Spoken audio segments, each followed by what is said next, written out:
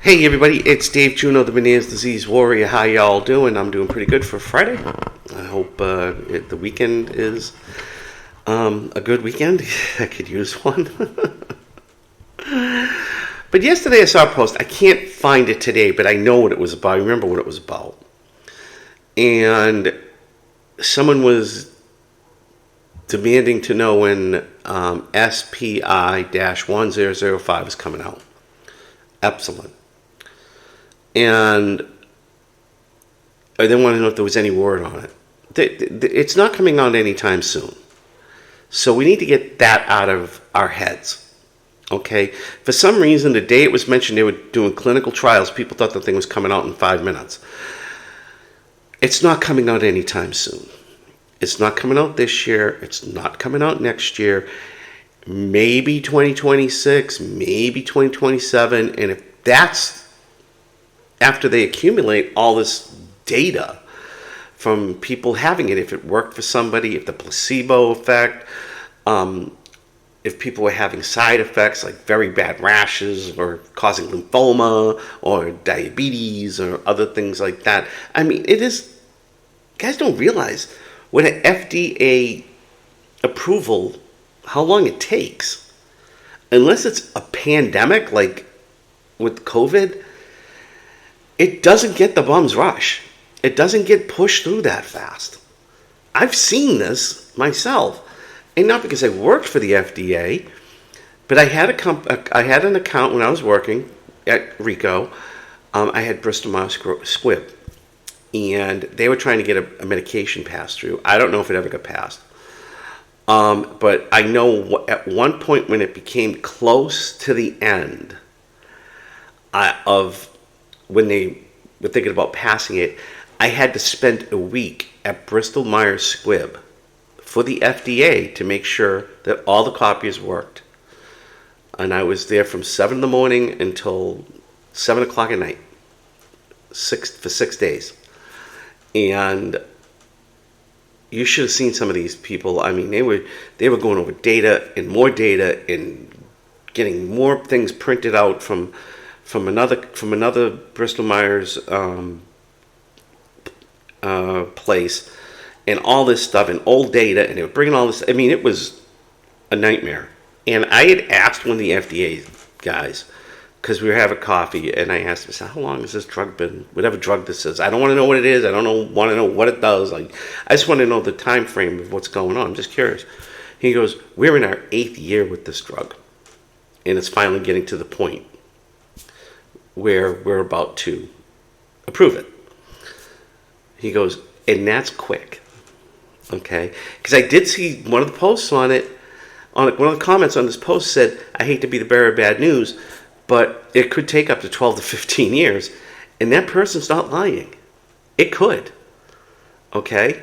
And yeah, this guy said, he goes, this is his 8th year, and that's quick. And I went, really? He goes, it does take longer sometimes, because sometimes they have to go reformulate it again. Even though they'll go through the 3 clinical trials, and the FDA may come back and say, hey, listen, at this point we can't approve it. Go back, reformulate it. We'll go through these trials again and see what happens. Okay, then they have to go through all this all over again. That could take another 3 to 4 years. And then they go through the clinical trials. That could take another 2 years, 3 years. Then they got to go through all the data. That could take another 3 years. There's no rush into this. So stop asking when it's coming out. Okay? When it comes out, it comes out. That's it. You know, it's not a bad post. I mean, we all want something that's going to help us with Meniere's disease. Okay? We all do. I do.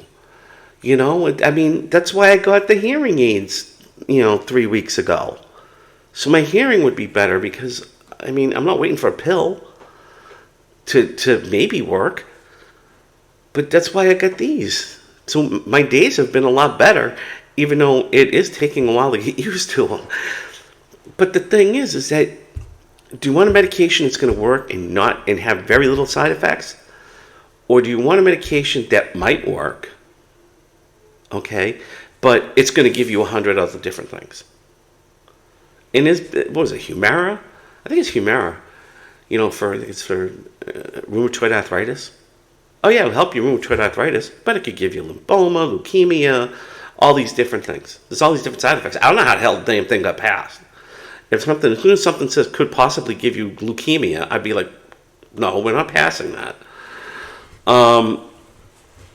But yeah, it takes time, and that's the best thing I can say to it. And kind of when I saw the post, I kind of was sitting there saying to myself, what does this person want this medication for desperately? Is it so they feel better and, hearing and the tinnitus goes away? Or do they want to get it, crush it up, make it into some magic pill and you could buy it at a freaking gas station? Crush it, cut it, pour some sugar in it, because sugar's usually not harmful for people, and pass it off to some, drugstore, convenience store cure for tinnitus. I mean, I don't know. There's just too many people are asking about it. And I want to believe everybody's asking about it for the right reasons, because they want to feel better. But it just was kind of like, the person, there's nothing wrong with the post that he made, but he's also kind of misinformed, too, because the drug is not supposed to help with vertigo. And he said it's supposed to help with vertigo. No, it's not. It's for tinnitus, mainly. And it can get some hearing back, because I guess it's supposed to regenerate the hair follicles in your cochlear that help you hear. But vertigo, I never heard even the company say anything about vertigo. And it's not necessarily just for Meniere's disease. So, it's not going to be the be all cure all drug that you want it to be. Just like beta histine isn't. I mean, yeah, it works for a lot of people, but it doesn't work for a lot of people too. When people were using it for Meniere's disease, they were thinking it was the be all end all, and surprisingly it's not. Maybe for some people it does, but for others it doesn't. And that's the problem with Meniere's disease. Not everything works for everybody. So that's another thing you kind of got to get out of your head, that this thing's going to work for you. Or work for everybody. It's just not, that's what I mean. Everybody, not just, here's it's not. I can guarantee you this, even if it does come out, it's not going to work for everybody. Okay? But the other thing too is, don't believe what you see on the internet. Because there's just too many people with misinformation. I mean, I posted something last night, video about misinformation, kind of leading up to this. And there's a lot of misinformation out there, okay, that really can hurt you bad. Excuse me. That can really hurt you bad if you listen to it. So you don't want to do that. I mean, like I said about chiropractic to me, it's not for me. I don't even want to try it. And I'm not going to tell somebody not to, because I'm sure it does help a lot of people. My problem is that I don't need somebody messing around with my bones. I have arthritis as it is. I don't need something in my back. So I don't need my bones popping in my neck and in my back and all this other stuff. I just don't want it. I've had a couple of friends of mine who've actually gotten seriously hurt from chiropractic. So I'm really standoffish by it. Whether they went to a bad chiropractor or not, I don't know. I'm just very standoffish about it. But I'm not going to tell somebody not to do it. Okay? You want to try it? Try it. Can't hurt. I mean, well, it can hurt, but, I mean, if it's going to help you in the long run, then do it. But it's just not for me. And it's the same thing with beta histine. We're all on fixed budgets, a lot of us. I don't have the money to spend at a compound pharmacy, and I'm not buying something from Mexico or Canada. Canada, maybe. Mexico, no. Mexico, you can go to a drugstore and buy anabolic steroids. Okay, so I don't trust anything out of Mexico, and I don't Canada. Canada, okay, but same thing. Beta histine. If my insurance is going to pay for it, I don't need it personally, or I even help pay for it. So that's my stance on that. But with this Epsilon stuff, let's not start the circus up again. It's like every 6 months, the circus starts about Epsilon. Everybody wants to know SPI 1005. When's it coming out? Or how did you make out with it? Were you in the trial with it? Let's not go through the circus again. When it goes out, when it comes out, it comes out. Okay?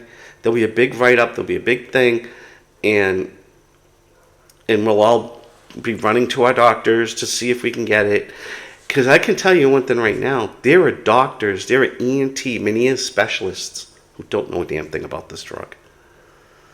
I don't know how we all know about it, but there are ENTs that don't. Okay, I talked to an ENT a couple weeks ago, just because they came in the wrong office. I was waiting for my ENT, and they popped in, and they went, "Oh, I'm sorry, wrong thing." I'm like, "No, that's okay." And I just said, "Hey, I got a question for you real quick." He goes, "What, have you ever heard of Epsilon SPI-1005? It's an experimental drug for tinnitus and hearing." And he goes, "I never heard of it, and I deal with Meniere's disease. I deal with a lot of tinnitus. I've never heard of it." And I went, "Oh, okay, thank you." And he walked away. So, there are doctors that haven't heard about it. So how do all we hear about it? I don't know. The internet. The wonderful, wonderful internet.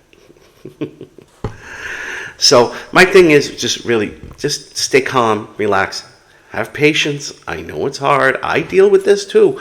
If you've seen some of my videos, I suffer just like you guys do. Okay? My life isn't any easier just because I have a YouTube channel. I just look at it differently than some other people do. And on that note, hey guys, have a great weekend. I'll talk to you all soon. Take care.